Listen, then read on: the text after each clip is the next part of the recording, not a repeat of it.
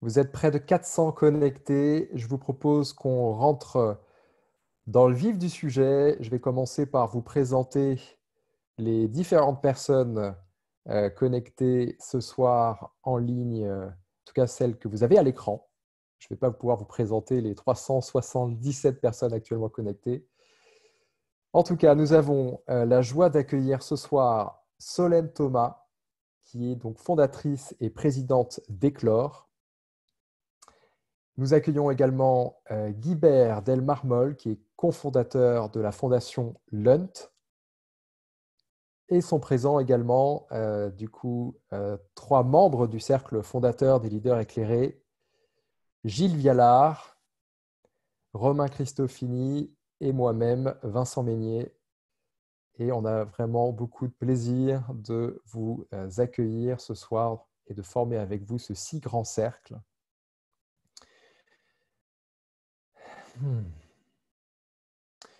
Je vous propose en 2 minutes de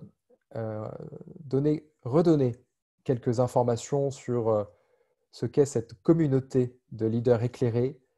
Donc, pour rappel, c'est un projet qui a démarré il y a 1 an maintenant, avec une intention forte, aider les décideurs d'entreprise à opérer une révolution de conscience destinée à mettre leur entreprise au service de la Terre et des générations futures. En fait, l'idée de départ, ça a été de rassembler, de se rassembler. Et nous étions 300 lors du premier événement que nous avons organisé le 5 novembre à la Bellevilloise à Paris. Et aujourd'hui, en fait, c'est une communauté de près de 2000 dirigeants, managers, entrepreneurs et accompagnants. Nous sommes donc en train de nous structurer sous la forme d'une association, loi 1901. Et du coup, nous pourrons bientôt nous rassembler, toujours à distanciel, mais on l'espère physiquement aussi, nous rassembler pour vivre ensemble cette transformation intérieure, cette transformation profonde au service du bien commun. Et nous avons synthétisé l'action de notre communauté par une phrase, se changer soi, changer son entreprise, changer le monde. Voilà ce qui nous rassemble ici ce soir et nous avons une intention toute particulière pour ce cercle. Ce cercle que nous ouvrons ce soir, c'est de s'écouter et de se libérer pour redémarrer autrement. C'est vraiment le thème que nous avons choisi pour ce cercle de résonance ce soir, s'écouter et se libérer pour redémarrer autrement. L'intention, c'est vraiment de s'offrir une expérience collective, une mise en situation avec toutes les contraintes du travail à distance et peut-être tous les bugs techniques que nous allons peut-être rencontrer ce soir. C'est expérimental.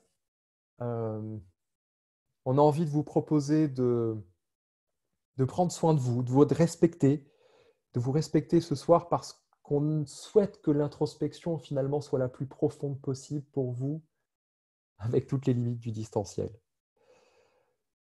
On a envie aussi de se dire que nous serons près de 400, peut-être même 500 au cours de ce webinaire à nous poser en même temps les mêmes questions. Et que nous pouvons aussi nous appuyer là-dessus pour créer ce champ dont j'ai besoin et dont peut-être nous avons besoin individuellement.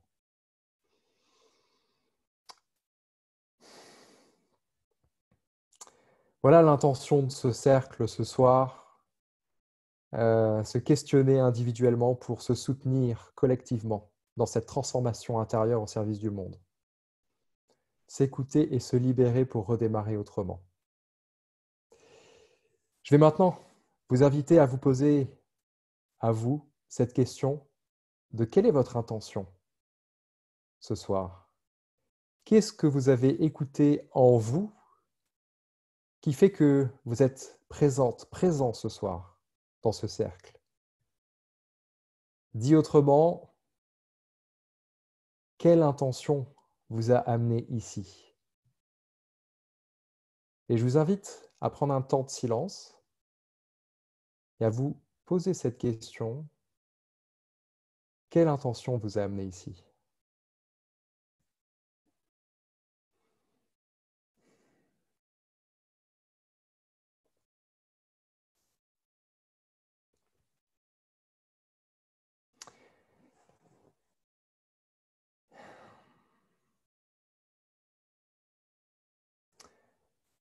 Et je vous propose maintenant de nommer votre intention en un seul mot.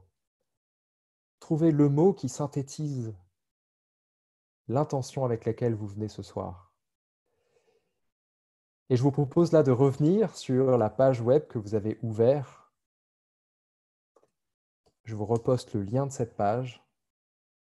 Vous devriez voir maintenant sur cette page web un champ. Et dans ce champ, je vous propose de nommer votre intention en un mot. Je vais maintenant partager à l'écran ce qui se passe. Ce qui se passe sur l'outil en question. Vous devriez voir maintenant un nuage de mots s'afficher. Alors pour celles et ceux qui verraient le partage d'écran prendre tout l'espace sur votre écran, sachez que vous pouvez cliquer sur votre fenêtre à réduire. Ça va réduire du coup la fenêtre de partage d'écran et vous devriez pouvoir réaccéder à votre navigateur pour nommer votre intention. Et ce qu'on peut voir déjà, c'est que votre intention ce soir, c'est le partage, l'inspiration. Vous savez, comme tout nuage de mots, si plusieurs d'entre vous mettent le même mot-clé, eh bien, ça fait grossir le mot. Donc, on voit déjà des mots qui se détachent. Curiosité, partage, inspiration, introspection, changement, inspiration,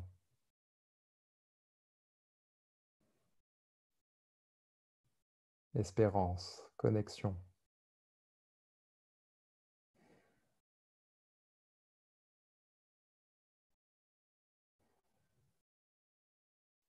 accomplissement, ressourcement, ouverture.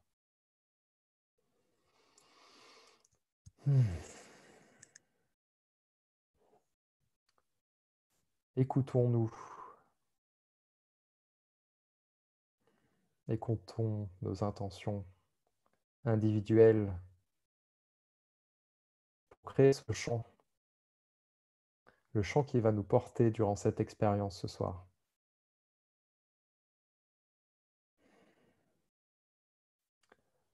Merci les amis.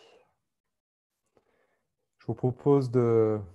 Je vais arrêter le partage et je vous propose de continuer à publier votre intention en un mot si vous ne l'avez toujours pas fait. Moi, j'arrête le partage, mais du coup, la possibilité de publier reste active.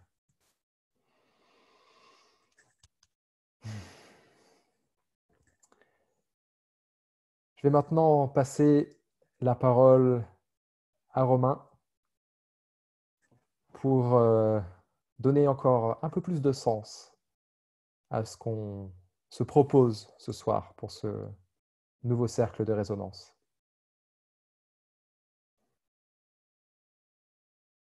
Romain, c'est à toi.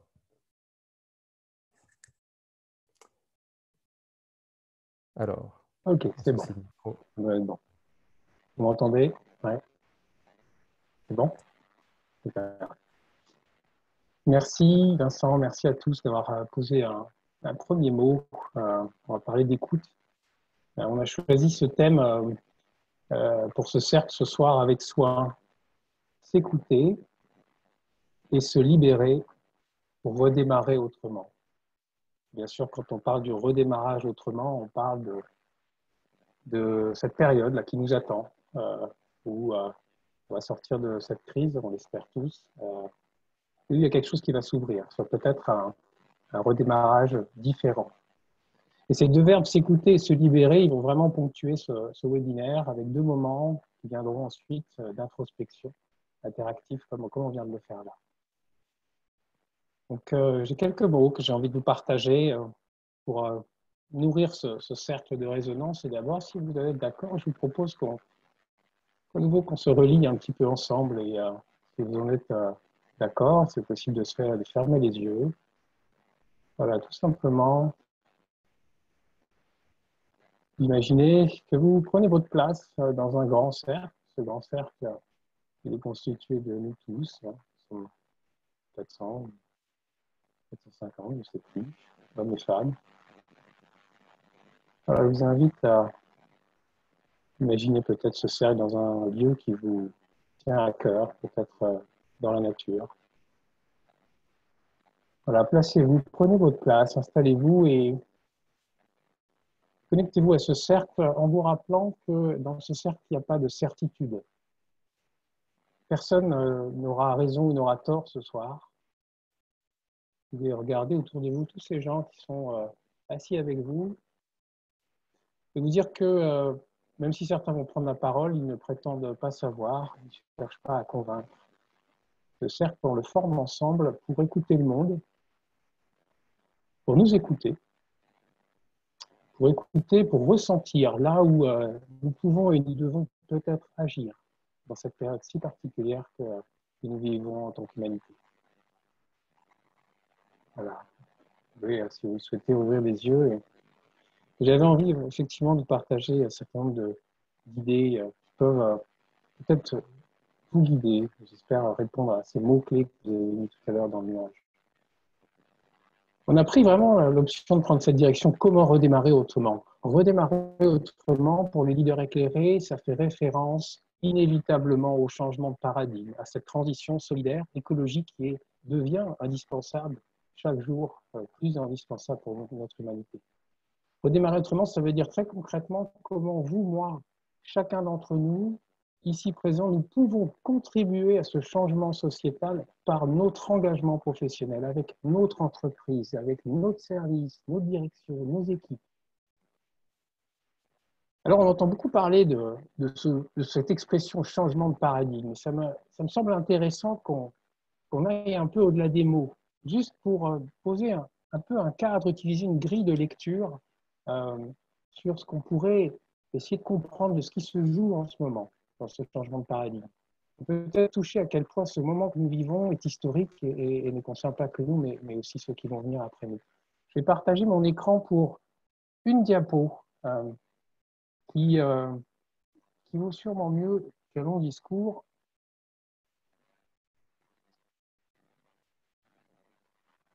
Voilà, est-ce que vous voyez cette diapo? Oui.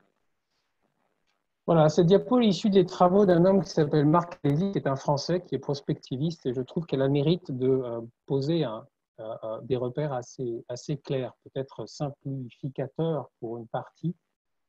Mais voilà, aujourd'hui, d'après ces travaux, et ces travaux s'appuient sur des années de travail avec des historiens, Marc Lévy s'est attaché à essayer de comprendre quelles étaient ces périodes, quelles étaient les caractéristiques de ces périodes charnières de l'humanité dans lesquelles il y a un changement de paradigme. Et dans ces travaux, il découvre qu'il y a des changements de paradigme à peu près tous les 500 ans. Celui qu'on vit est peut-être un peu particulier, mais qui répond d'une certaine façon à une logique. Voilà aujourd'hui comment ça peut se présenter ou se voir, ce que nous vivons en tant qu'humanité, en tant que société. Il y a ce paradigme rouge que vous voyez. Ce paradigme, c'est celui dans lequel nous sommes. On peut l'appeler l'ancien si on considère qu'il est déjà mort. En tout cas, on va dire que c'est un paradigme qui a commencé au niveau de la Renaissance et pour le ramener plus proche de nous, c'est un paradigme qu'on pourrait qualifier de celui de la société thermo-industrielle. Et ce paradigme rouge, comme vous voyez, il est en déclin. Je pense que si vous êtes connecté ce soir, il y a une partie de vous qui sait déjà que ce paradigme est effectivement en déclin, qu'il est d'une certaine façon mortifère. Alors ce paradigme, il est fait de quoi? De financiarisation, des lois du marché, de consumérisme, voilà, toutes ces choses-là que vous connaissez. Et pourquoi il est en déclin? Une des raisons qui paraît évidente aujourd'hui, c'est qu'il ne respecte pas les limites naturelles dans lesquelles notre humanité se développe. Donc il ne passe sous. Donc il y a ce paradigme-là qui aujourd'hui baisse, on ne sait pas trop à quelle vitesse. On peut imaginer qu'avec cette crise de Covid-19, il s'accélère dans son déclin.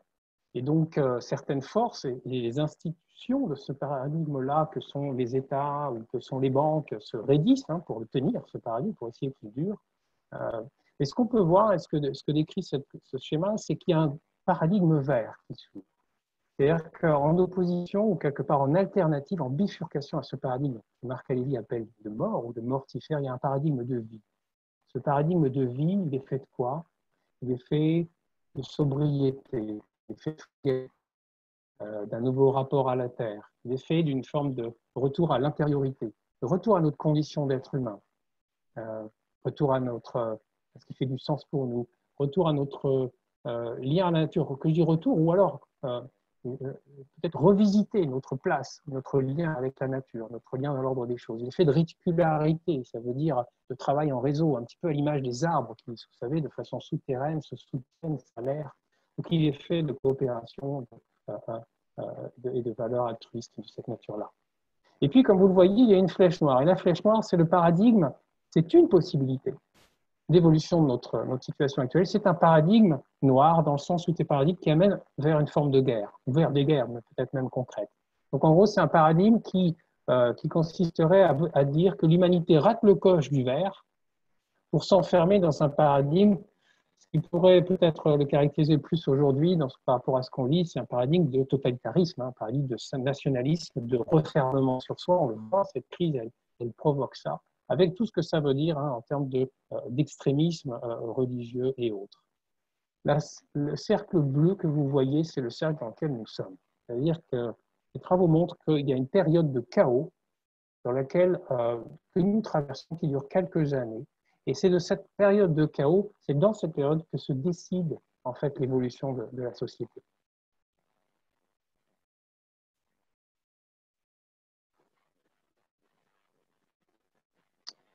Alors, du coup, qu'est-ce que ça veut dire J'ai coupé le partage d'écran, c'était simplement pour vous donner cette grille de lecture. Ce qui me vient en tête, c'est la phrase de Max Ricard que vous connaissez peut-être. Pour la première fois dans l'humanité, dans l'histoire de l'humanité, le sort des générations à venir dépend étroitement de nos actes. Et je crois effectivement, pour le dire avec une image plus prosaïque, on est dans une époque comme au Scrabble. Nos mots et surtout nos actes vont compter triple dans les années qui viennent.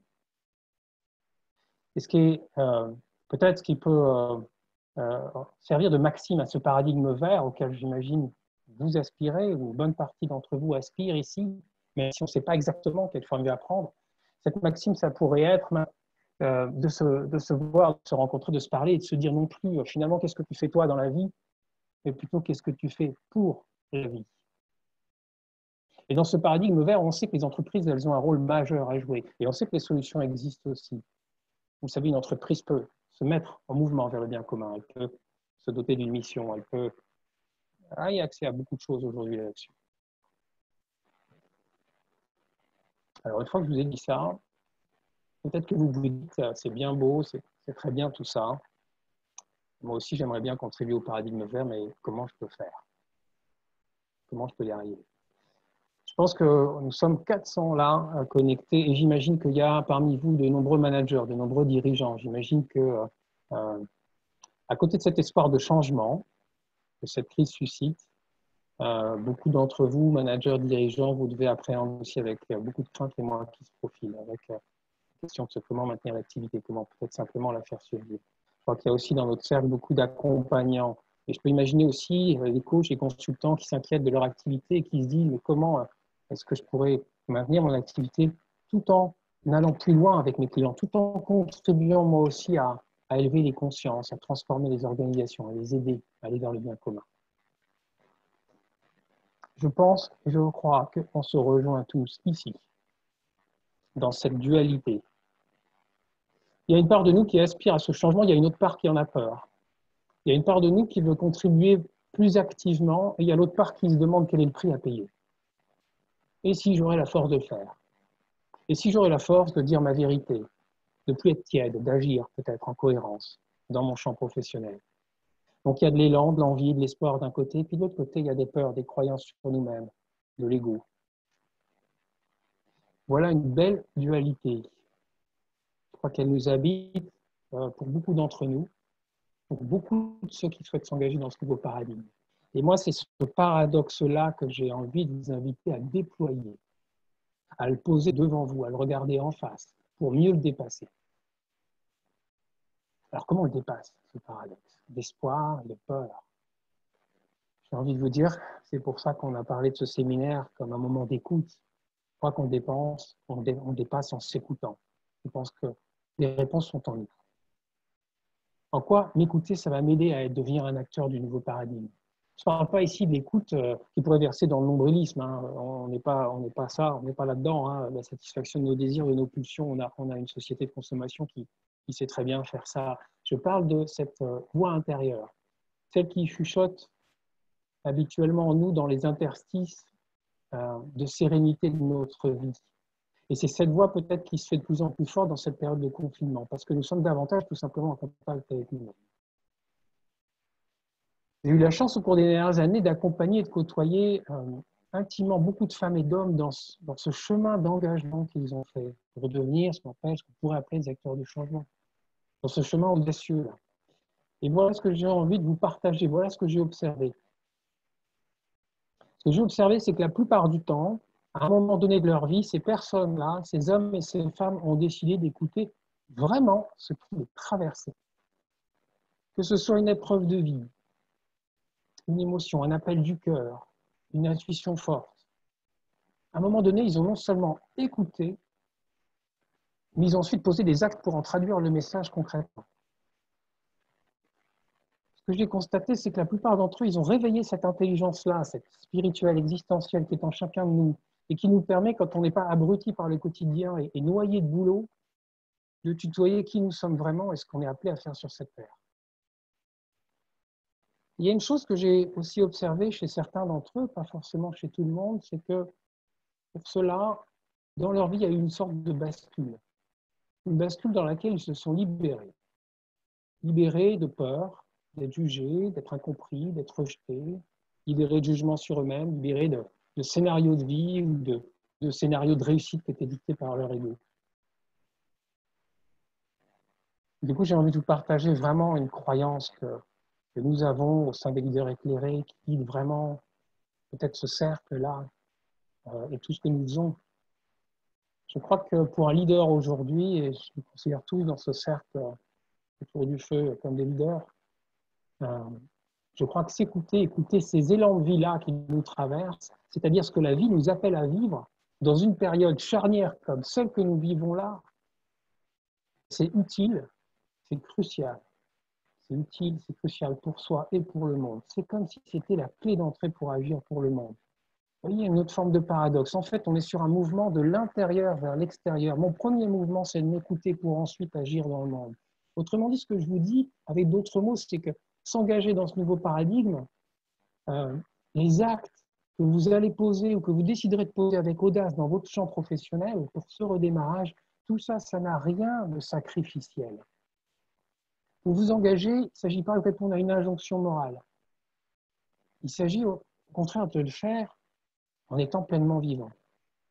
Donc la maxime que je vous dis, que je vous partageais tout à l'heure sur ce paradigme vert, ce qu'est-ce que tu fais pour la vie, elle pourrait se traduire par qu'est-ce que tu fais pour ta propre vie, pour vivre pleinement, pour trouver ta voie, pour répondre positivement à ces élans de vie qui te traversent. Et je crois que ce mouvement-là que je vous partage, que j'ai observé, il est dans l'ordre des choses, il est rejoint par de nombreux courants spirituels. Ça démarre par Socrate, connais-toi toi-même, tu connaîtras l'univers et les dieux. J'ai entendu récemment un de mes amis me partager cette magnifique phrase de Saint François de Sales qui dit grandis là où Dieu t'a planté. Je crois qu'on a été conditionné par des décennies de compétition, de dogme libéral, d'impossibilité à être pleinement nous-mêmes au travail. Et je pense, pour conclure, que cette crise, elle nous donne l'opportunité extraordinaire de ne pas passer au large de notre existence. Ce confinement, il nous donne l'opportunité de renouer avec le cours de notre vie, pour y remettre de la magie, pour y remettre du souffle. Et si on saisit ça, quand on fait ça, on trouve de l'enthousiasme, on trouve l'audace du cœur. C'est important pour moi de conclure en vous disant, je pense que faire ça aujourd'hui pour nous-mêmes, pour ceux que nous aimons, pour ceux qui viendront après nous, c'est peut-être ça notre job. Et notre job, c'est évidemment de traduire en responsabilité professionnelle, dans nos responsabilités professionnelles, avec nos clients, avec nos équipes, avec nos fournisseurs. Voilà, on rentre vraiment dans cette époque de tous les possibles. Et j'aime beaucoup cette expression, tout est possible. Nos intentions, nos paroles maintenant, et surtout nos actes, encore une fois, ils vont compter double, je crois, voire triple dans les mois, dans les années qui viennent.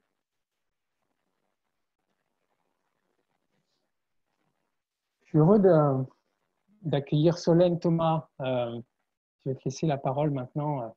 Peut-être dire deux mots sur toi et pourquoi on a souhaité que tu amènes ton énergie, ta présence à ce cercle. Vincent disait, tu es à l'origine d'un collectif merveilleux qui s'appelle Éclore, qui est un mouvement citoyen, qui a été mouvement citoyen et culturel, qui a été créé il y a environ 5 ans. Et le maître mot, j'en ai compris, c'est émancipation. Donc ça résonne particulièrement avec le thème de ce soir. Et récemment, quand même, Éclore, il faut que vous sachiez qu'il a réussi la prouesse de remplir un zénith en mettant 100 femmes à l'honneur, 100 actrices du changement sur une estrade devant des milliers de personnes pour montrer qu'il y avait quelque chose qui jouait aussi à ce niveau-là. Voilà. Et ce qui m'intrigue aussi, Solène, je t'en parlais quand on préparait, c'est qu'avec tout ça, toute cette parole libre que tu as, et qu'on entend fortement, en même temps, tu as une activité professionnelle que je qualifie plus conventionnelle dans le champ du recrutement. Je ne sais pas comment exactement, mais en tout cas, ça ne t'empêche pas d'être libre dans ta parole. Ouais, j'ai envie du coup de te proposer de prendre la parole autour de cette question-là. En quoi est-ce que toi, dans ta vie, dans ton engagement en tant qu'actrice du changement, dans ce qui s'est passé dans ton passé, en quoi ça a été important de t'écouter?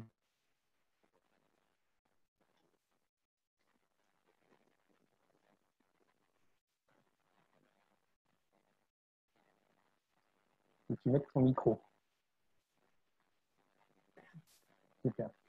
Bonjour à tous et merci à l'équipe des leaders éclairés de me convier à ce grand cercle de résonance numérique.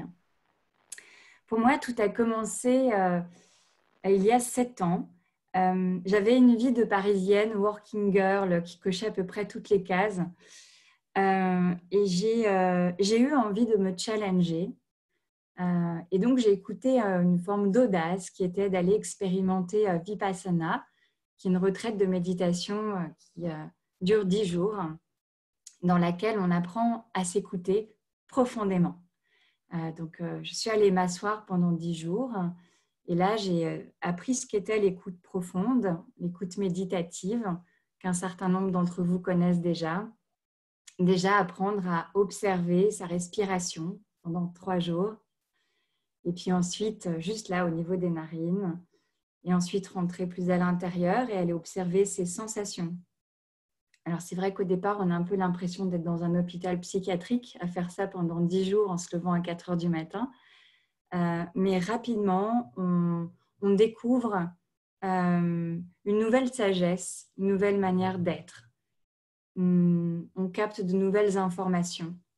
En fait, ça m'a profondément ouverte à l'espace intérieur qu'on peut appeler spirituel. Peu importe les mots qu'on met, c'est une expérience avant tout qui est de l'ordre de l'intime. Lorsque je suis retournée dans ma vie de recruteuse dans un cabinet de chasse, vous voyez le mot un peu barbare, chasse de tête, j'étais pleine d'amour et de gratitude et totalement décalée avec mon univers. Je vous raconte une anecdote puisque j'ai quelques minutes.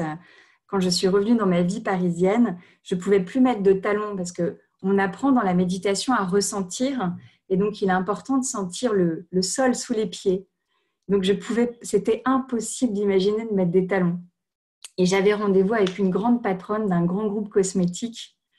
Elle avait des talons comme ça, très maquillés, très Wonder Woman. Et moi, je pouvais plus en fait avec ces codes. Et donc, ça a duré quand même quelques mois.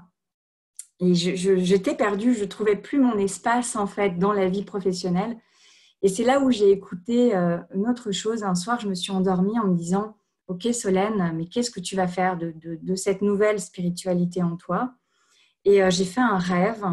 Et ce rêve me disait « Pars méditer à Bénarès ». Alors, j'ai pris mon billet. C'était un dimanche matin, j'ai pris mon billet. Et quelques mois après, je partais en vadrouille à Bénarès. C'est là où j'ai eu un appel fort. Alors, ce n'était pas Bénarès parce que Bénarès, mon rêve ne me l'avait pas dit, mais mois d'août à Bénarès, il ne faut pas y aller.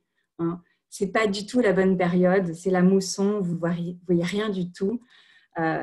Donc, j'ai rebroussé chemin à Delhi. C'était un peu l'enfer, ce voyage, pour de vrai.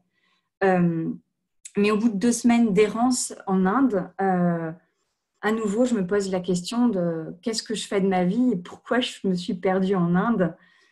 Et un matin, dans un hôtel un peu plus haut de gamme que ce que j'avais pris jusqu'à présent, j'ouvre les rideaux et je vois un bidonville que je n'avais pas vu la veille avec des gamins qui jouaient dans la misère. Et là, j'ai écouté mes questionnements et je me suis dit, waouh, qu'est-ce que je peux faire face à un monde qui souffre? Quel est mon rôle? Est-ce que je dois partir à l'autre bout du monde en ONG? Comment je contribue à ça? Et je suis restée avec ces questions vraiment qui m'ont fait pleurer pendant des jours. Je suis encore triste quand j'y repense. Et en fait, j'ai eu un appel.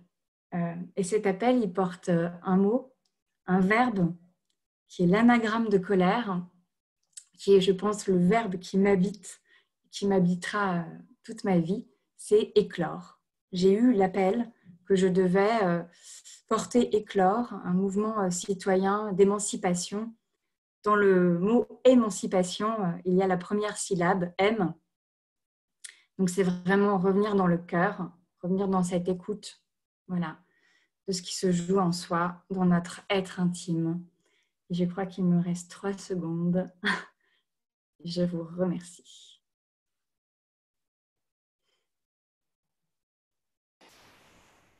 Merci, Solène. Romain? Ah, on a aussi le micro, décidément. Merci, Solène. Hubert, je vais te laisser la parole, dire 2 mots peut-être sur toi aussi, et te poser ensuite exactement la même question. Tu as été, je crois, dirigeant à peu près toute ta vie, tu l'es toujours aujourd'hui, tu es cofondateur de la Fondation Leunt. La Fondation Leunt, c'est une fondation internationale qui soutient aujourd'hui financièrement un certain nombre d'organisations et d'entrepreneurs à impact sociétal, avec des projets merveilleux. On a la chance, Leader Éclairé aussi, d'être soutenu depuis quelques semaines par cette fondation. Et surtout, je crois que tu es un homme qui a été pionnier dans beaucoup de choses. C'était il y a une dizaine d'années, tu animais déjà des retraites spirituelles et emmené des dirigeants un peu à droite, à gauche, y compris en Inde. Ça fait aussi vraiment cette révolution et ça t'a amené aussi à prendre la parole sur un sujet qu'on n'abordera pas aujourd'hui, mais qui est passionnant, qui est celui de l'économie régénératrice. Voilà, donc difficile de faire ton CV. Je te pose la même question. En quoi est-ce que dans ton passé, peut-être même récemment, est-ce que ça a été important pour toi de t'écouter? Comment ça t'a permis de t'engager?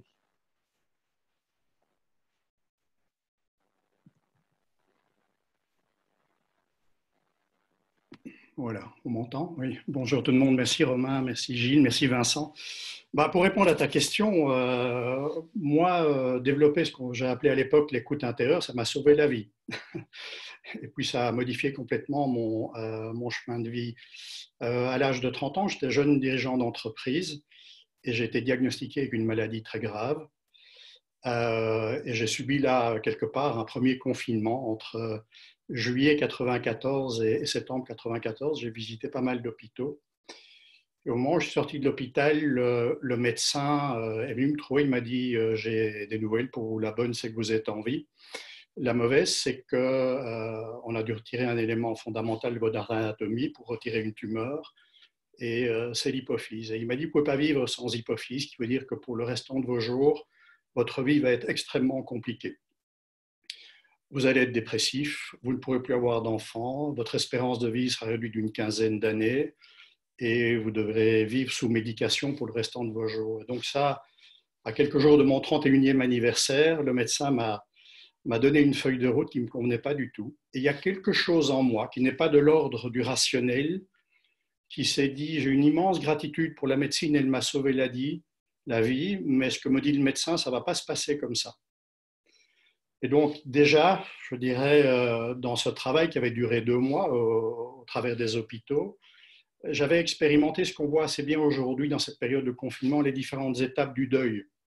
C'est-à-dire que dans un premier temps, il y a le choc, et puis il y a le déni, et puis il y a derrière la colère, et puis il y a la dépression, puis à un moment, il faut il faut réémerger autre chose, comprendre la signification qu'elle a derrière et s'engager. Et heureusement pour moi, au moment où je suis sorti de l'hôpital, j'étais déjà assez loin dans ce processus. Et donc, quand le médecin m'a donné cette sentence, c'est pas rationnel, c'est pas intellectuel. Et une partie de moi qui a dit non, non, ça va pas se passer comme ça. Et donc, ce que j'ai fait très rapidement, c'est que j'ai changé toute mon hygiène de vie. Je me suis mis en fait à développer ce qu'on appelle aujourd'hui l'épigénétique. On sait aujourd'hui en science que si vous changez votre comportement, c'est-à-dire la pratique de la méditation, votre nutrition, la relation à la nature, la qualité de vos liens sociaux, en fait, vous modifiez l'expression de vos gènes. Vous pouvez modifier très clairement un diagnostic médical. Et c'est ce que j'ai fait pendant des années. Et rien de ce que le médecin m'avait annoncé ne s'avérait exact. Et puis, en homme extrêmement rationnel, j'ai voulu aussi comprendre ce lien entre l'esprit et le corps, entre mes émotions et entre mon système immunitaire et cellulaire. Le médecin m'ayant déjà dit à l'époque, tu sais, tes émotions, tes pensées ont un impact sur ton système immunitaire. Si tu nourris des émotions qui sont négatives, amertume, rancœur ou autre, ça a un impact sur ton système cellulaire. C'est exactement ce que j'avais fait avant la maladie. Et donc, j'ai développé une autre hygiène de vie, toujours, puisque j'explorais des choses qui étaient nouvelles, en me fiant à cette intelligence intérieure, qui grandissait au fur et à mesure que j'avais ces pratiques, entre autres de méditation.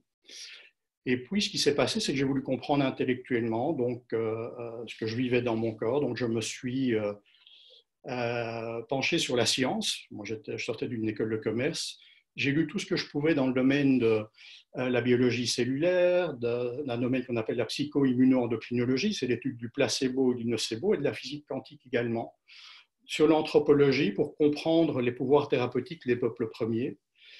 Et puis, très naturellement, après la science, je suis remonté au niveau de la conscience, parce que je me suis rendu compte que ces chercheurs, ces scientifiques qui étaient vraiment à la limite, la limite entre physique et métaphysique, entre science et conscience était très, très étroite. Et donc, au niveau de la conscience, je ne suis pas religieux, donc je me suis replongé dans les enseignements de sagesse depuis la nuit des temps, depuis Tagore jusqu'au Dalai Lama, et pour aller au-delà des religions, j'ai regardé les voies mystiques au-dessus de la chrétienté, au-dessus du judaïsme, au-dessus de l'islam. Donc, j'ai eu la pratique du soufisme, de la kabbale, des apocryphes. Et comme je suis un dubitatif enthousiaste, j'ai non seulement lu, mais j'ai rencontré des vrais maîtres de sagesse. Et il s'est passé qu'à l'intersection de ce chemin de reconstruction, toujours en connexion avec cette écoute intérieure, j'ai trouvé pour moi la réponse aux questions fondamentales. Qui est l'homme? Que vient-il faire sur Terre et comment faut-il y vivre? Et là derrière, c'était la question, qui suis-je véritablement? Qu'est-ce que je viens faire sur Terre et comment idéalement dois-je y vivre? Et la réponse à cette question-là a profondément changé mon regard en tant qu'homme, père, mais également dirigeant d'entreprise. Et il y a une quinzaine d'années, déjà, il est apparu comme une évidence pour moi que le monde dans lequel je vivais, que j'ai alimenté, le monde de l'entreprise, était devenu fou. Et que la vraie raison d'être d'une entreprise n'était pas la maximisation du profit, mais la création d'abondance partagée. J'ai donc décidé de quitter mon poste de directeur général pour accompagner les organisations dans ce que tu fais admirablement, dans ce que vous faites admirablement aujourd'hui. Mais c'était une quinzaine d'années. Comment réconcilier économie, écologie et sens, et quelque part, comment développer le concept de perma-économie, respect de l'humain, respect de l'environnement et création d'abondance partagée. Merci, Guibert. Et j'ai envie du coup de te poser la question, c'est plus dans le présent maintenant. Là, dans cette crise, qu'est-ce que tu écoutes? Qu'est-ce que ça te donne envie de faire, d'engager quand tu es à cet endroit-là? Moi, ce que ça me donne envie de faire, c'est la première chose, c'est la courbe d'expérience que j'ai pu construire par rapport à ma résilience personnelle, de la mettre aux dispositions de la résilience collective. C'est une première chose. C'est d'aller plus loin, plus haut, plus vite, plus fort, peut-être dans ma cohérence à titre individuel, être toujours la notion d'être parfaitement ancré dans une réalité qu'on vit tous au quotidien, recevoir, bien garder l'alignement de qui je suis, de qui je pense être, et puis avoir une compréhension holistique des choses. Et c'est ce qui me donne envie d'avancer aujourd'hui, c'est vraiment le partage et de pouvoir mettre à disposition peut-être une expérience personnelle Et également, j'ai beaucoup, comme tu l'as dit, peut-être on en parlera tout à l'heure, travaillé sur un concept d'économie régénératrice. J'ai donné des conférences ces 5 dernières années là-dessus pour aller au-delà du dogme économique ambiant, mais je pense qu'il faut aller plus loin aujourd'hui et qu'il y a urgence à construire un nouveau récit collectif qui emmène à la fois la société, les modèles économiques, les modèles politiques, mais qui commence dans le cœur des hommes, dans l'alignement profond de chacun. Dans ces hommes, leaders inspirés, inspirants, leaders éclairés, comme vous les appelez très bien. Et donc voilà, moi, ce que la crise d'aujourd'hui me donne envie.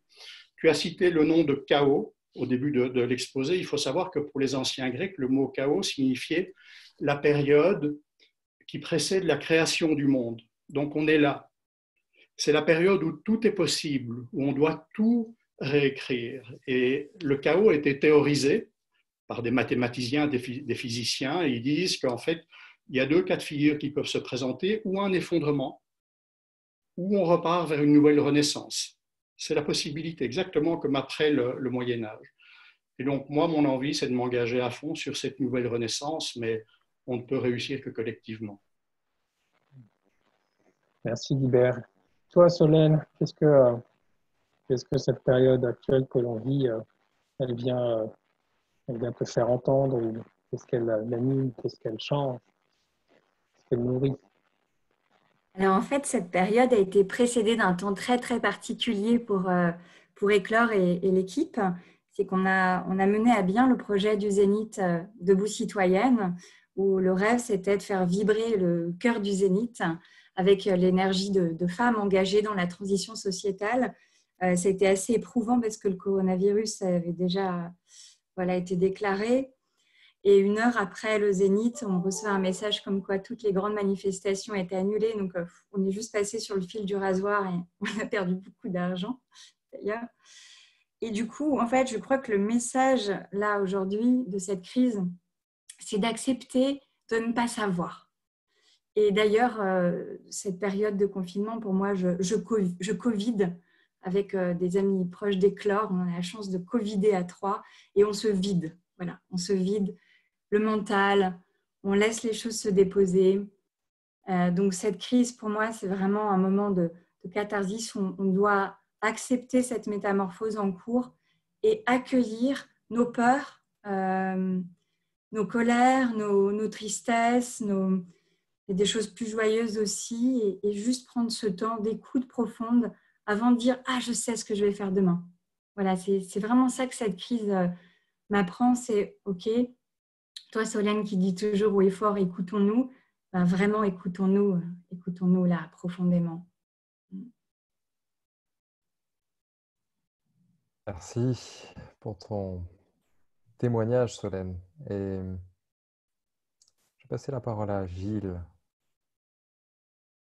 Alors, le micro, c'est bon? Oui, merci pour ces témoignages qui me touchent beaucoup, et j'avais envie de témoigner de personnes qui ne sont pas là. C'est des dirigeantes et des partenaires avec lesquels je travaille depuis plusieurs années, qui sont des femmes d'action, des femmes engagées, des femmes de responsabilité, de décision, et que j'ai contactées en pensant à l'organisation de nos webinaires. Et vous vous en doutez probablement, quand on est dirigeant d'entreprise et qu'il y a une crise de l'ampleur de celle qu'on est en train de traverser, qui arrive sur des entreprises qui sont très très impactées, en l'occurrence pour celle-là, par ce qu'on vit actuellement. Pendant les 2 premières semaines, elles étaient au four et au moulin pour gérer la crise, mettre les gens au chômage, arrêter les appareils de production, protéger les salariés, ceux qui étaient encore là, bref, gérer l'espace de la crise. Et je leur ai demandé, j'avais vraiment envie qu'elles puissent témoigner de leur manière de vivre la crise en tant que dirigeante. Et j'ai été très touché par les réponses qu'elles m'ont faites toutes les deux en moins de 24 heures, et c'était quasiment les mêmes mots, en me disant, là, j'ai besoin de solitude. J'ai besoin de silence, je ne suis pas en capacité de témoigner. Et j'ai trouvé ça extrêmement touchant et en même temps plein d'espoir, exactement comme tu viens de le dire, Solène, c'est-à-dire Et si cette qualité d'énergie que je pourrais archétypalement mettre plus du côté de l'énergie féminine, comment on prend soin de ça? On sait très bien que face aux problèmes des solutions, on a travaillé comme ça pendant des années et on sait ce que l'excès de masculin crée comme déséquilibre et comment on prend soin de cet équilibre entre féminin et masculin et comment le non-agir est des fois la meilleure réponse face à des situations qui nous mettent en tension et qui créent des peurs, des paniques, etc. Donc j'avais envie de remercier ces femmes qui ne sont pas là et en même temps de remercier ce qu'elles amènent en n'étant pas là et qu'est-ce que ça ouvre en conscience pour chacun de nous à l'intérieur de nous. Voilà. Et on va poursuivre du coup, je garde la parole. Exactement. Comme on l'a vécu la semaine dernière, l'idée c'est, à partir de ce que vous avez entendu comme témoignage et l'intention qui a été posée au démarrage de cette rencontre, on a envie de vous proposer d'écouter, puisque le thème c'est écouter et se libérer. La première chose, c'est d'écouter. Et donc, je vais vous proposer de revenir à vous, à l'intérieur de vous, chacun avec la forme qui vous convient.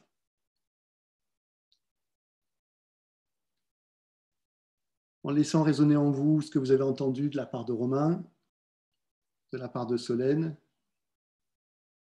de la part de Guibert, et puis de se démarrer autrement. Comment je me vois œuvrer dans ce changement de paradigme? Si vous écoutez en vous, intimement, profondément,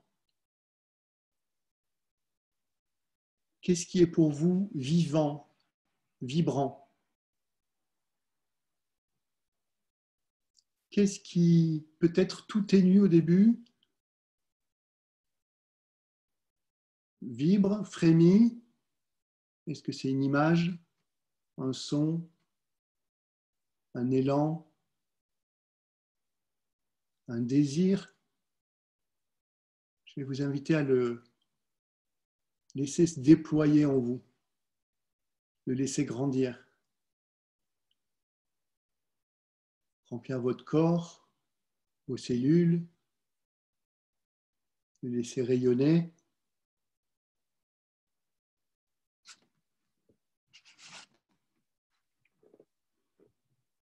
Et de voir comment cette impulsion, cet élan prend corps et commence peut-être à se matérialiser dans quelque chose de plus concret dans votre environnement professionnel, peut-être personnel aussi. Comment cet élan vivant et vibrant prend forme, prend corps, prend matière. Comment il devient tangible.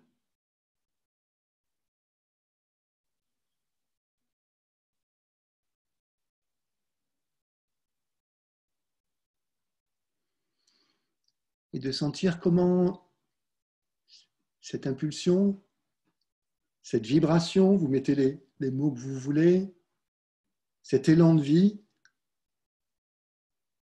quand il prend corps et matière, quand il s'incarne, comment vous vous voyez œuvrer plus concrètement au changement de paradigme dans le cadre de vos actions et de votre travail.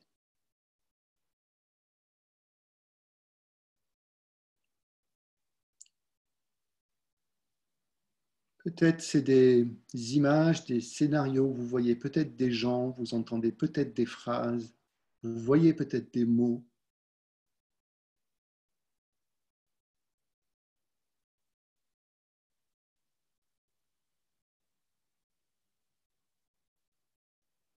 Et je vais vous inviter à, comme un peu un processus de distillation, en tirer l'essence qui pourrait se formuler dans une phrase. comment je me vois œuvrer plus concrètement au changement de paradigme dans le cadre des actions que je vais mener dans mon travail, dans ma vie, en une phrase. Et on va utiliser l'outil de tout à l'heure, le lien que Vincent nous a proposé, à l'intérieur duquel vous allez avoir un espace pour écrire votre phrase. Si vous avez besoin de encore un peu de temps, prenez-le. Si c'est OK pour vous, allez-y. Je vais vous inviter à rester en résonance avec ce qui est là pour vous.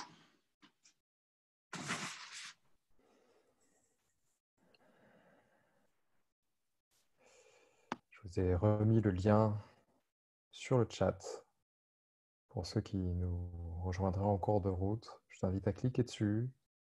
Ça ouvrira une page sur votre navigateur avec un champ. Et vous avez du coup la possibilité de partager cette phrase. Et je vais à partir de maintenant partager à l'écran ce qui se passe sur l'outil.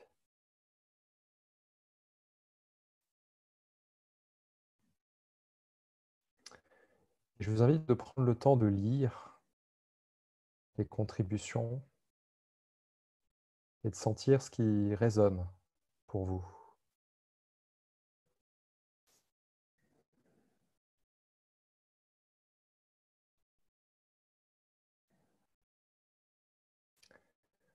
Montrer la voie. Il est 18 heures. Nourrir et faire grandir l'espoir.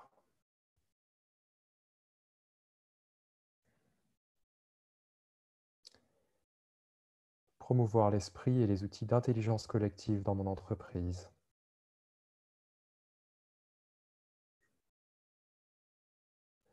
Aider à révéler les potentialités individuelles pour se transformer.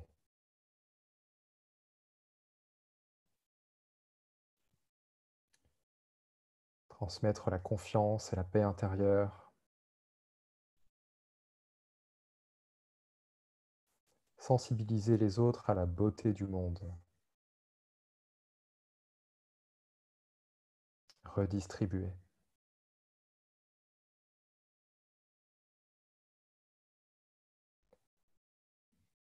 Voilà, je vous laisse le temps de lire à votre rythme et de sentir ce qui résonne en vous.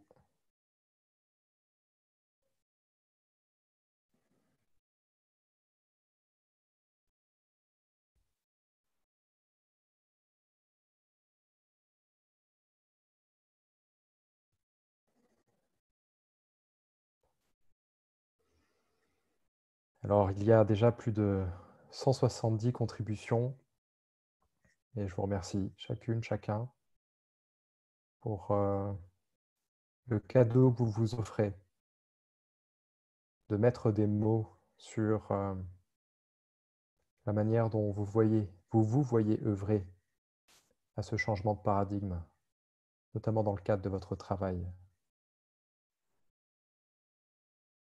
On n'a pas la possibilité de tout afficher, vu le nombre de contributions. Prenez simplement conscience que c'est un temps que vous prenez pour vous, d'abord en publiant cette phrase, et qu'il est aussi bon de voir ce qui résonne maintenant dans les quelques phrases que vous pouvez lire et que d'autres personnes du cercle ont partagées.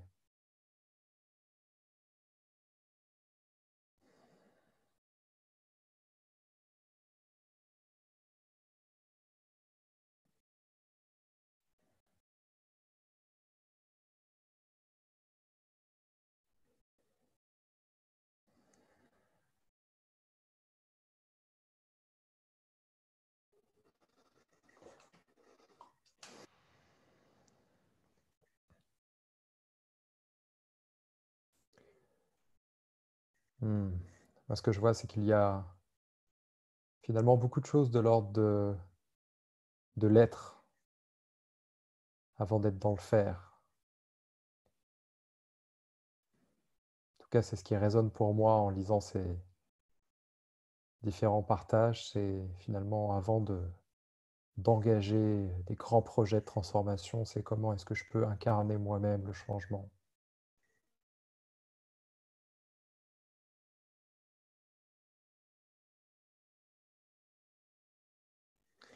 Je vois aussi qu'il est plus de 18 heures et que le temps file. Je vous propose de continuer à partager. Je stoppe uniquement le partage d'écran. Vous pouvez toujours contribuer sur l'outil. Et je te repasse la parole, Romain. Ouais, merci pour vos partages, ce que vous avez livré là. J'ai vu certaines choses qui m'ont touché, des gens qui pensent à changer de travail, d'autres à vivre plus pleinement leur vie. La première chose que j'ai envie de vous dire là, c'est ne négligez pas la puissance de ce que peut être un appel, comme l'a évoqué Solène. Ne négligez pas ces petites voix-là qui parlent, parce qu'elles changent de vie. L'enjeu, c'est d'arriver à y rester fidèle. L'enjeu aussi, c'est d'aller regarder le deuxième côté de la balance, en fait. Hein. S'écouter, oui, s'écouter pour changer, pour agir. Et du coup, souvent, pour la plupart d'entre nous, pour aller vers davantage de cette vie-là qui est en nous, il y a des renoncements à faire. Il y a peut-être pour beaucoup d'entre nous quelque chose de l'ordre de la libération. Alors, se libérer de quoi? Qu'est-ce qui nous empêche, en fait, de vivre notre vie? Qu'est-ce qui empêche de vivre toutes les belles choses que vous avez écrites là? On pourrait passer des mois et des années à décrire ça. Ce qui est important plutôt, c'est que vous trouviez vous-même votre réponse. Qu'est-ce qui est entre vous et ça? Qu'est-ce qui est entre vous et un redémarrage qui vous permettrait de vivre ou de vous rapprocher davantage de ce que vous venez d'écrire? De quelle nature c'est? Est-ce que c'est une peur? Est-ce que c'est une croyance sur vous-même? Est-ce que c'est la peur des conséquences? La peur de ne pas être à la hauteur? Est-ce que c'est un jugement sur tout ça, c'est des balivernes parce que oui, ça sonne bien, ça fait du bien, mais c'est pas ça une vie. Vous savez ce que dit Aldous Huxley sur le conditionnement? Je vous cite juste cette phrase parce qu'elle m'avait marqué. Le conditionnement, c'est justement de penser qu'une autre réalité est possible. Parfois, on est dans un tel conditionnement sur la société, même si certains conditionnements sont en train de péter en ce moment avec cette crise, on doit voir que les choses s'ouvrent de façon possible, mais des fois, on s'est conditionné soi-même aussi. Donc, ce que j'ai envie de vous proposer maintenant, et on va demander à Guibert et à Solène de nous partager aussi, c'est vraiment d'aller dans cette deuxième facette, c'est finalement de quoi, quelle serait la première chose, ou quelles seraient les choses dont vous auriez besoin de vous libérer, de laisser mourir. C'est extrêmement difficile de faire rentrer du neuf dans sa vie si on ne fait pas quelque part un peu de place, si on n'accepte pas de laisser mourir un certain nombre de choses. Guibert, est-ce que tu serais d'accord pour nous partager peut-être ce que toi, tu as été amené à larguer, hein, si j'utilise un terme comme ça, dans ton passé, ce qui t'en permet de t'engager, peut-être. Est-ce qu'il y a d'autres choses que cette crise t'invite à larguer pour te rapprocher encore davantage de toi et pour t'engager encore davantage? Et Romain, ta question est vaste. Ce que j'aurais envie de dire, moi, ce que la courbe d'expérience m'a fait découvrir, ce qu'il a fallu larguer, c'est des peurs, la première chose. Des peurs profondes qui sont ancrées en nous. Et puis, je vais venir dans un instant également beaucoup de fausses croyances par rapport à soi, par rapport à la vie, par rapport à ce qu'est le monde et par rapport aussi à des dogmes économiques. Et les peurs, on vit souvent, les problèmes qu'on a sont des problèmes de perception. On s'imagine une réalité, ce sont nos pensées qui créent notre réalité, on s'imagine énormément de choses, on s'imagine le pire des cas. Et moi, il y a quelqu'un qui m'a beaucoup aidé dans ce travail pour m'affranchir des peurs, c'est la lecture de Eckhart Tolle avec le pouvoir du moment présent. Où Eckhart Tolle dit, nous occidentaux, on vit très souvent avec soit l'angoisse du futur, l'amertume du passé, Mais il dit, rien ne s'est jamais passé dans le futur ni dans le passé, tout est au moment présent et on n'y est pas. Et donc j'ai appris quelque part à beaucoup mieux dominer mes peurs en faisant ce travail de présence à soi-même par la méditation ou surtout par le contact avec la nature. Donc ça, c'est une première chose. La deuxième chose, je pense que c'est les fausses croyances. On en a plein. On nous a enseigné des dogmes qui sont soit obsolètes ou faux. Et si je devais en prendre qu'un seul, c'est celui de la séparation et de la dualité. On nous a enseigné que la vie, c'était compétition, c'était la loi du plus fort. Moi, j'étais dans des écoles de commerce où on m'a dit la seule responsabilité d'une entreprise, c'est la maximisation du profit. C'est faux, c'est archi faux. Ça va même à l'encontre des lois de la nature, des lois du vivant, qui nous montrent que tout est interdépendance. Alors oui, je l'ai lu et bien entendu, cette fausse croyance de dualité, en politique, ça donne le manichéisme parce que vous êtes de gauche, tout ce qui est de droite est mauvais, et inversement. Dans les religions, ça donne l'intégrisme. Vous détenez la vérité et il y a 6 milliards d'autres qui sont dans l'erreur. Et en économie, ça donne j'ai lu ça à l'instant, ça donne l'égonomie et pas l'économie. De savoir que votre seule responsabilité, c'est la maximisation du profit, ce qui est une hérésie complète. Et donc, si déjà on peut travailler sur cette fausse croyance de dualité, et moi, c'est ce que les maîtres de sagesse qui ont pu m'accompagner ou les thérapeutes qui ont travaillé sur moi m'ont montré. Et ça m'a toujours ramené à cette phrase de Théa de Chardin qui disait finalement, nous ne sommes pas un être humain qui vient faire une expérience spirituelle, on est un être spirituel qui vient faire une expérience humaine. Et la raison pour laquelle on fait ce passage sur Terre, c'est apprendre, transmuter, se développer, et quand on évolue en conscience, c'est aider l'autre. Ce n'est pas un devoir judéo-chrétien, c'est simplement qu'on reconnecte avec le sentiment d'unité. On met à mal cette fausse croyance de séparation. Alors j'ai conscience que ce que je dis est un peu vite, mais c'est vrai, réel. Moi j'ai trouvé ça dans toutes les obédiences, les vraies, celles qui enseignent des sagesses, pas des dogmes. Et c'est ce qui m'a permis d'aller au-delà des dogmes économiques qu'on m'enseignait dans les écoles de commerce et de m'inspirer du vivant et entre autres du biomimétisme pour commencer à diffuser ce concept d'économie régénératrice et d'abondance partagée. Merci Guibert. Solène, qu'est-ce que toi tu as été amené à lâcher ou à te libérer? Avant que Guibert parle, je souhaitais parler de ma gentillesse. J'ai appris à cesser d'être gentil pour être juste. Donc, ne pas accepter beaucoup de choses que j'acceptais avant. Mais maintenant que je viens d'écouter Guibert, j'ai envie de partager autre chose qui prolonge ce témoignage, puisque nous sommes en résonance. Donc, je vais raisonner avec Guibert. Quand j'ai découvert cet espace de non-dualité en moi, c'est tellement en fait bluffant comme expérience que, en tout cas dans mon cas, tout était amour. Et donc je suis tombée dans le biais de croire que tout était dans cet espace unifié. Ce qui m'a amenée à accepter des situations qui sont inacceptables. Par exemple, si un voleur rentre chez vous et que vous êtes dans cette croyance de la non-dualité, vous allez dire au voleur, bien sûr, prends, tout est à toi. Prends mon canapé, ma télé, mon frigo. Vous voyez, c'est complètement illusoire de croire ça. J'étais dans ces croyances et un jour, j'ai un ami proche qui est au cœur d'Éclore avec moi, Riyad Salem, qui est un homme très inspirant pour moi et le mouvement Éclore. J'étais dans cette croyance-là et Riyad me dit, tu sais Solène, ne crois pas que l'amour seul sauvera le monde. Moi, je n'ai pas de bras, je n'ai qu'un bras, je suis née sans jambes. On m'a fait croire petit que par la prière, mes jambes repousseraient. Mes jambes n'ont jamais repoussé.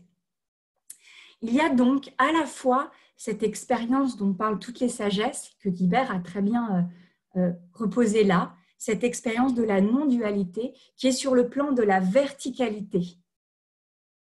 Et en même temps, il y a le plan de l'horizontalité qui est le plan de la matière. Et donc, mon profond enseignement des dernières années, c'est que je dois à la fois cultiver cet espace de non-dualité en moi, cet espace où tout est uni, cet espace quantique, diront certains, et en même temps, pour reprendre quelqu'un qui le dit souvent, en même temps, je dois comprendre les plans logiques, matériels, économiques, sociopolitiques, etc. Et donc, il y a une métaphore que j'aime beaucoup, qui m'alimente au quotidien, c'est la métaphore du jeu d'échecs. Nous sommes à la fois un pion sur le jeu d'échecs, et on se dit, mais non, à tout moment, j'ai une main libre, je suis libre pour de vrai. Le jeu d'échecs, c'est la dualité. Non, je suis libre. Et pour de vrai, on est à la fois le pion sur le jeu d'échecs, à savoir un acteur du monde économique, de la cité, de la citoyenneté, et en même temps la main. Et je trouve que ce qui est très difficile à vivre individuellement et collectivement, c'est d'alchimiser les deux niveaux logiques, de la verticalité, où tout est amour, et en même temps de l'horizontalité, où les choses ont un cycle et où la mort fait partie de la vie. Voilà ce que je voulais partager. Merci Solène. On va maintenant avec Gilles, on va vous inviter vous-même à ce questionnement. On sait pas facile hein, autour de quoi vous êtes, à quoi vous appelez à peut-être vous libérer. Et on peut ce soir, si vous pouvez juste faire un tout petit premier pas de quelques centimètres vers ça. Ça sera déjà beau.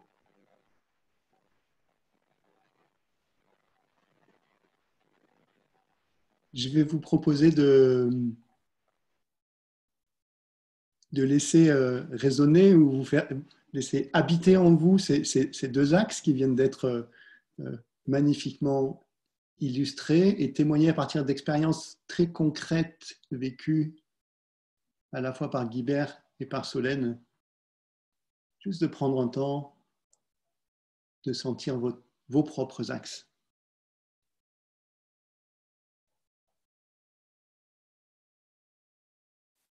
Et de voir les endroits de fluidité et peut-être les endroits de tension ou d'inconfort.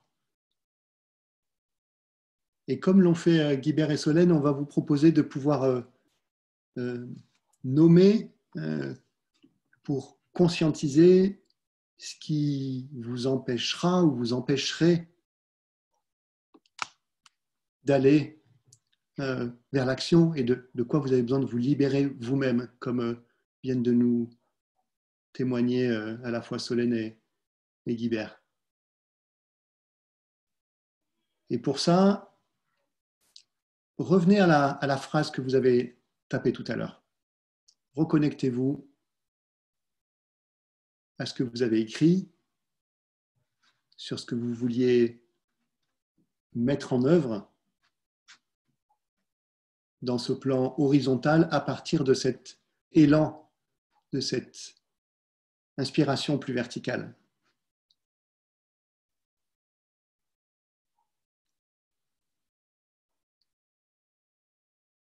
Et l'idée, c'est vraiment de prendre un temps avec vous, juste de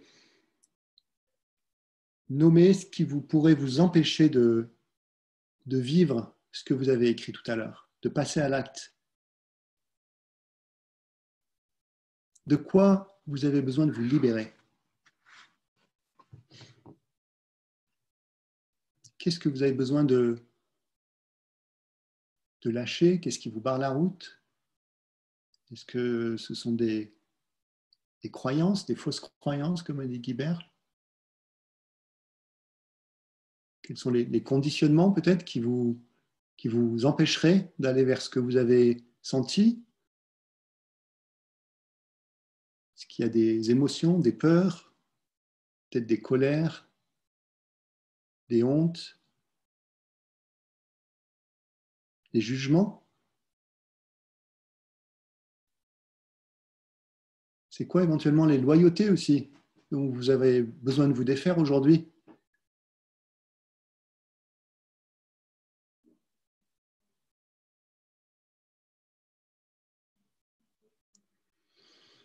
Vous pouvez, si vous avez de quoi écrire, écrire ce qui vous vient là, sur une feuille, ou le garder dans votre tête.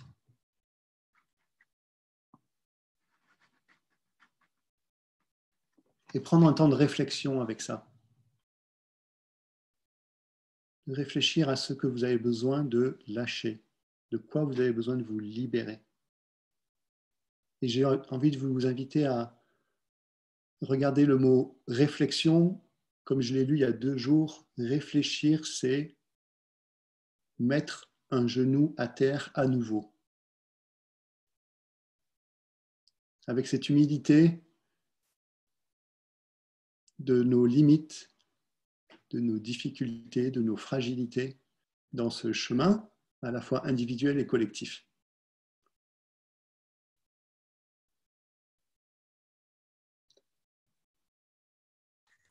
Et si c'est OK pour vous, on va vous inviter à partager en une phrase de quoi ai-je besoin de me libérer. Et on va utiliser le même outil que tout à l'heure. Donc vous allez recliquer sur le lien, ou en tout cas ouvrir votre page et écrire ce dont vous avez besoin de vous libérer. Merci Gilles. Je vous inviterai à être concis et formuler ça sous forme de mots-clés, puisque c'est un nouveau nuage de mots-clés qui est en train de s'afficher, que je vais partager à l'écran.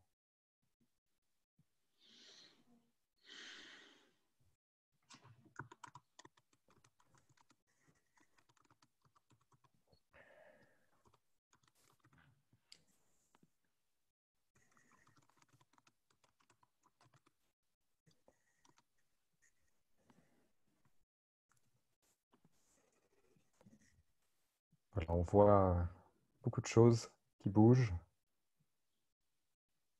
et certaines choses bougent beaucoup moins.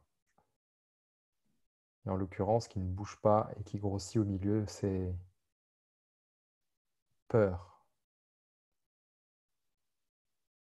Et si je capte d'autres mots-clés qui grossissent petit à petit, il y a jugement, colère, honte,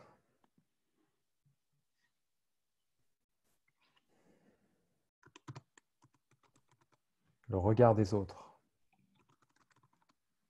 les habitudes, la peur du rejet, l'illusion du contrôle, la peur d'être seul, la peur d'être en insécurité financière,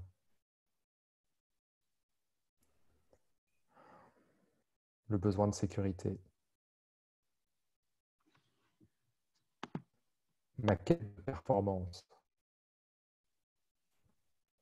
le désir de plaire, ma loyauté, la peur d'être vu, l'incertitude, la peur de l'inconnu,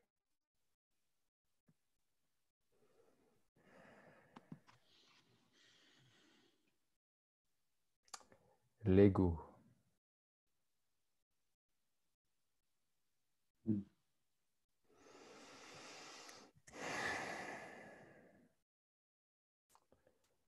merci à chacune et à chacun de partager votre vérité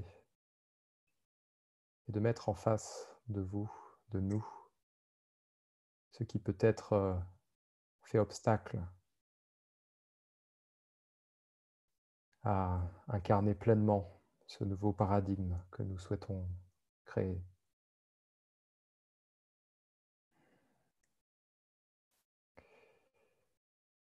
Je vais continuer, excusez-moi, je vais laisser ouvert la page web, comme ça vous pouvez continuer de contribuer et je vais arrêter le partage d'écran. Romain, je te repasse la parole. Merci. Ça va être l'heure de conclure. On a à cœur de finir à l'heure. On va y arriver. C'est incroyable. Pour boucler ce cercle, j'ai justement envie qu'on se reconnecte au cercle là et qu'on imagine que chacun fasse de son côté là, ce travail qu'il vient de nommer, ce petit pas vers lui-même qu'il vient de nommer. Imaginez ce que ça peut donner, notre capacité là à 400, 350, dans nos environnements. Imaginez le rayonnement possible. Imaginez que ce petit pas que vous faites pour vous, il bénéficie à toutes les personnes avec qui vous allez être en interaction quand ça va redémarrer. Imaginez ce que ça peut générer comme déplacement autour des personnes. Il y a vraiment un enjeu de libération dans les organisations. Les organisations sont des lieux de vie. Trop souvent, ils sont devenus des lieux, pour reprendre le mot qu'utilisait Pierre Rabhi il y a 2 jours, des lieux d'incarcération, c'est-à-dire des lieux où on ne peut pas être pleinement vivant. Alors moi, je pense que notre boulot aujourd'hui, en tant qu'intervenant, leader, dirigeant, coach dans les organisations, c'est à nouveau de revenir à ce mot de vie, c'est de remettre de la vie, c'est de refaire circuler la vie dans les boîtes. Et j'ai envie de rêver avec vous, c'est pas tellement un rêve, parce que j'ai côtoyé tellement de gens d'hommes et de femmes qui m'ont dit que ça s'était passé comme ça chez eux, c'est que quand ils avaient ouvert ce robinet-là, quand ils avaient ouvert le robinet du cœur, quand ils s'étaient autorisés à parler de leurs espoirs pour la société, à parler aussi de leur vulnérabilité, de ce qui était difficile pour eux, mais quand on ouvre ce robinet-là pour soi, c'est absolument incroyable de voir que ça ouvre le robinet des autres. Je reprends juste cette expression d'un ami qui dit ça, quand même vous avez ouvert ce robinet en vous, vous n'avez qu'une envie, c'est d'aider les autres à ouvrir le leur. On a des conditions, comme disent les bouddhistes, les conditions sont réunies aujourd'hui. Les conditions sont réunies pour que ce redémarrage qui s'annonce, ou ce nouveau départ, ou ce reset, mettez le mot qui vous plaît, ce redémarrage est possible. On peut aujourd'hui, par des petits actes, réveiller les cœurs de tous ces gens dans l'entreprise qui cherchent aussi, qui espèrent aussi que ça va se passer. À nouveau, j'ai vraiment envie de finir là-dessus. Chaque petite action, et évidemment, chaque grande action, chaque grand projet, mais vous ne perdez pas dans les méandres de l'ego à cet endroit-là. Souvent, c'est le premier pas qui est le plus beau, qui est le plus signifiant. Tout ça, ça va compter. Ça va vraiment compter dans les mois à venir. Moi, je suis comme vous, je suis ballotté entre mes espoirs et mes peurs d'un retour à la normale et d'une occasion terriblement gâchée pour notre humanité. Mais j'ai cet espoir que ça dépend vraiment de nous. Et on était 400, 450 ce soir. Voilà, on est de plus en plus nombreux. Donc, je vous souhaite vraiment de continuer dans votre chemin, de porter cette petite lumière, de nourrir bien ce petit espoir, d'aller regarder avec beaucoup de bienveillance ce qui vient gratter, d'aller voilà, vous donner de la douceur par rapport à vos peurs, par rapport à ce qui empêche d'avancer. Le premier mouvement, c'est de se mettre de la douceur par rapport à ça. Voilà, et pour finir, nous, on est comme vous, les leaders éclairés, l'équipe là qui œuvront, on navigue un petit peu à vue dans cette période avec les enfants et tout ça, on le fait avec notre cœur, avec bénévolat. On ne sait pas ce qu'on va continuer à faire, on ne sait pas si on en a les moyens, en tout cas pour ce confinement, on va voir, on va laisser infuser tout ça. J'ai envie de remercier Guibert et Solène pour votre oui à notre invitation, pour votre oui, surtout à ouvrir votre cœur, votre expérience, à le faire dans la simplicité. Un grand merci à Thomas qui n'est pas avec nous visible là, qu'on ne voit pas, mais qui œuvre aussi avec nous dans l'équipe. Voilà, la suite, l'aventure continue, j'ai envie de vous dire. Certains m'ont posé la question, à Vincent aussi de mon ouvrage. Et donc, vous avez annoncé dans le premier webinaire que j'avais eu l'autorisation de mon éditeur, j'avais obtenu l'accord, plus exactement de mon éditeur, que Hachette donne un seul livre pendant ce confinement et donc mon ouvrage est disponible en version électronique gratuitement. Et donc vous allez, Vincent, je parle tout contrôle, vous pouvez le récupérer, vous trouvez le lien sur le site des leaders éclairés. Et donc vous pourrez naviguer et accéder à la version intégrale de mon livre qui a, je crois, plus ou moins consciemment été écrit il y a 1 an et demi pour aider dans ce passage qu'on vit ensemble. Mille merci à vous tous pour votre présence, pour votre temps, pour avoir amené votre énergie que j'ai ressentie encore, qui me touche encore dans mon cœur, qui me touche, je crois, tous les 5 ici, malgré la distance. Prenez soin de vous. Merci. Merci Romain. Et j'ai envie de vous inviter à rejoindre cette communauté de dirigeants, de managers, d'entrepreneurs, d'accompagnants. Si vous souhaitez suivre la suite des événements que nous allons co-construire ensemble, vous avez la possibilité de le faire sur notre site web. Il y a un formulaire qui permet de rejoindre la communauté. Je peux mettre également un petit lien dans le chat directement vers le formulaire si vous le souhaitez. Nous sommes en train de constituer cet assaut Loi 1901. On va vous en parler dans les semaines à venir, on l'espère, puisque visiblement on a le dépôt d'une nouvelle association n'est pas si facile en ces temps de confinement. Et en tout cas, on va créer un espace qui va nous permettre ensemble de se soutenir dans cette transformation intérieure au service du monde. Merci Guibert, merci Solène, merci à chacune et à chacun de votre présence. Merci. Et à très bientôt les amis. Merci à vous. Au revoir.